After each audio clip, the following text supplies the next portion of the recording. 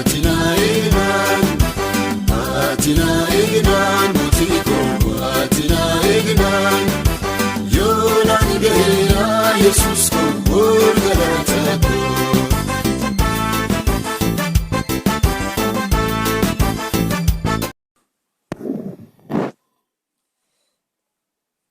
Tole ashama harka fuuni hordoftoota kabajamtoota jaalatamtoota maatii Taaddaluutu kan biyya keessaa kan biyya alaatti argamtan akkasumas biyya lafaa hundarratti kan argamtan nagaa fi araarri Waaqayyo isiniif haa baay'atu. Akkam jirtu fayyaa keessaniif ani nagaa kooti gooftanaa ulfaatu baga eeggamtanii gargaaramtanii guyyaa fi yeroo kana geessanii isinin jechuuti jaaladha. Waan hunda kan dursu nagaadha jechuudha.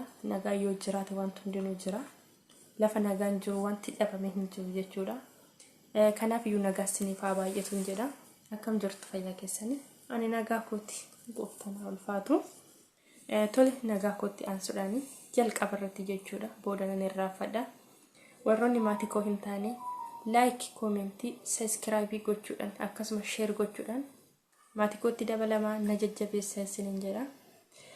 Warri immoo maatii koo taatanii jirtanii jabaadhu si duukaa jirra.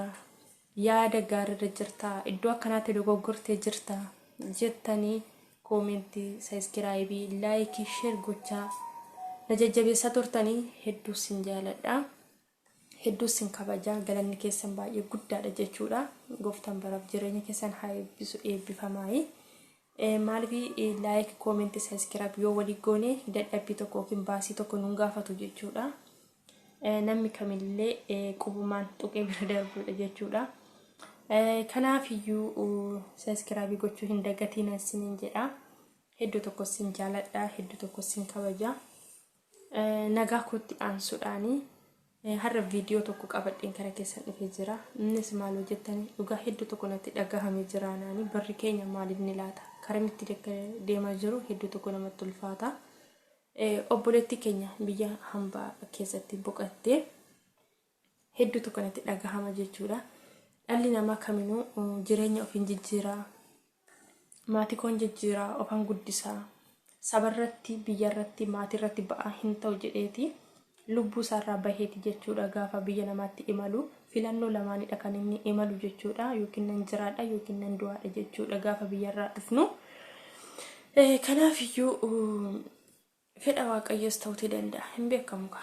Waaqayyummaa kana goote jechuun hin danda'amu. Guyyaa ishees gaheeti ta'a. Hin beeku. Waaqayyo ganama gaafa uumu guyyaa gizee akkanaatti boqotta jechuun ni danda'a. Kanaaf iyyuu garuu hedduu tokko namatti dhagahama jechuudha. Gaafa maatii ishee jireenya isheetu nutti dhufa. Jireenya ishee arginaa jedhanii gaafa reeffa arganii hedduu tokko namatti dhagahama jechuudha. Waggaa 17 biyya hambaa keessa turte jedhu. Har'a gizee reeffi ishee kara biyyaatti galu hedduu tokko nama gaddisiisa jechuudha. Namni kaminuu guyyaa lafa kanarraatti ka'u hin beekamu. Hedduu tokko ulfaata jechuudha. Haalli jireenya biyya lafa kana dhugaa lafti biyyi lafaa kuni akkuma mana kiraayti jechuudha. Guyyaa mana kiraayis abbaan manaa guyyaa keessaa sin baasu hin beekamu. Duutis akkasuma jechuudha. Guyyaa namatti dhuftee nama fudhattu hin beekamu jechuudha. Dhugaa hedduu tokko natti dhagahame jechuudha. Har'a maatii koon jijjiira jettee, mana koon jijjiira, tidaarii koon jijjiira jettee kara biyya hambaatti maltee waggaan kana hojjettee dadhabee raftii fudhadha odoo hin jedhin dhaqxee biyyeetti dabalamuu ishee hedduu tokko namatti dhagahama jechuudha. Dhugaa Waaqayyo waan godheef qaba. Maaliif kana goote jechuun hin dandeenyu jechuudha Waaqayyooni. Hundumaaf iyyuu Waaqayyo isheedhaaf lubbuu ishee haa maaru. Firaa fi maatii isheetiif hiriyoota isheetiif jajjabina haa kennu jenna. Biyyi namaa kuni osoo biyyi lafaa kun odoo namaaf hin guutin kanatu nama hir'ataa kana guuttannaa kana nama hir'ataa kana guuttanna odoo jedhamu yeroon nama darba lubbuun nama darba jechuudha. Dhugaa hedduu tokko namatti dhagahama jechuudha. Jireenya biyya lafaa kana yoomillee guuttachuuti hin danda'amu jechuudha.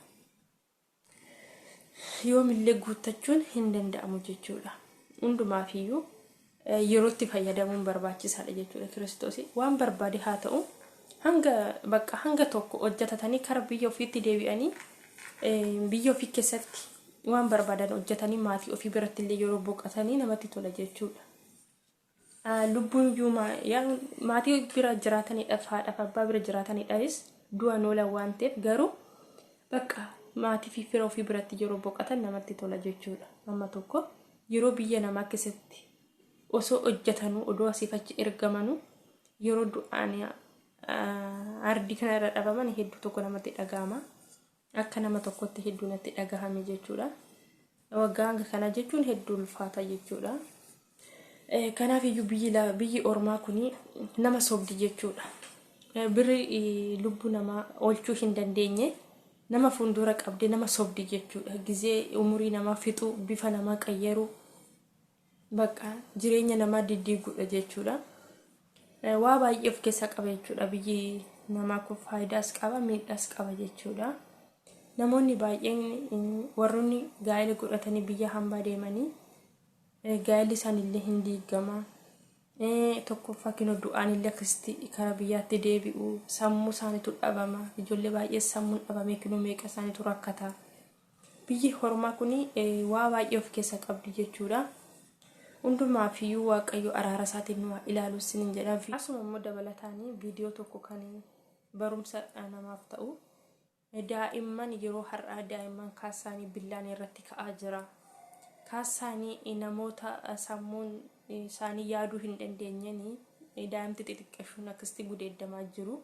Hedduu natti dhagahame. Mee viidiyoo kana hanga dhumaatti ilaala, dhugaa barumsa irraa argattu.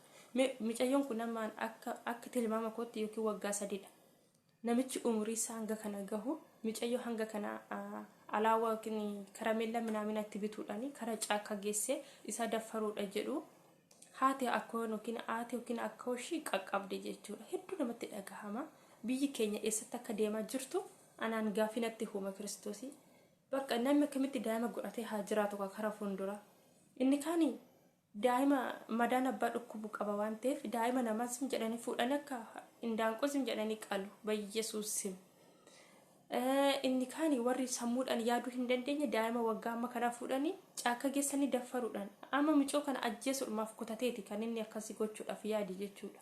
Inni sammuusaa inni ofiisaatiif hamma ga'u garuu inni of hin tilmaamne maqaa Yesuusiin kan kana gochaa jiru immoo hojii seexanaati foosaa keessa galee maqaa gooftaa Yesuusiin hojii seexanaa haa diigamu. Seexanni yoomiyyuu waan gaarii hojjettee miti. Ishiin lubbuu nama dabarsuu dhiiga nama dhangalaasuu malee hojii gaarii miti. Waaqayyo ishee ifatu.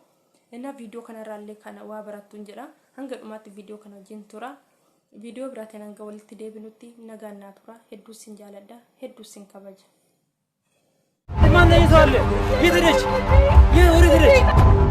ተጠርጣሪው ጫካ ውስጥ ካስቀመጣት በኋላ ሶስናን ዕቃ እንዲጫወቱ ያሳምናታል።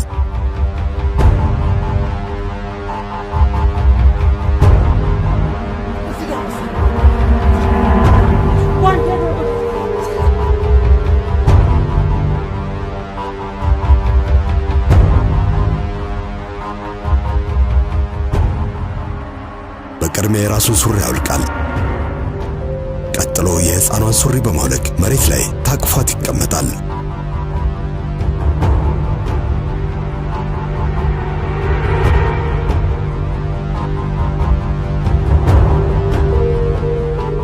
እናት ልጇን ለቅጽበት በማጣቷ አካባቢው ላይ በመሯሯጥ እየጮኸች ልጇን መፈለጓን ትቀጥላለች።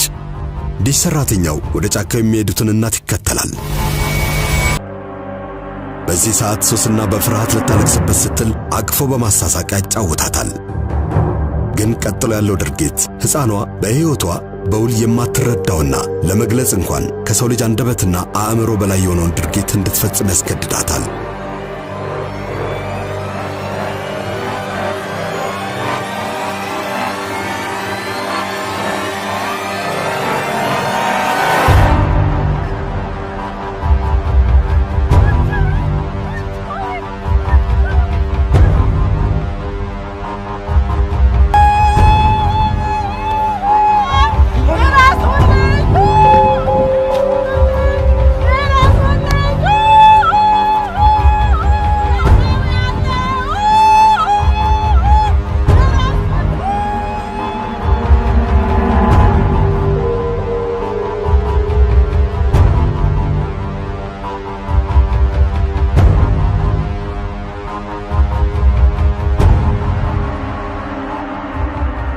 ሕይወትን ገና በቅጡ ያልተረዳችውና ያልተለማመደችው ሶስናም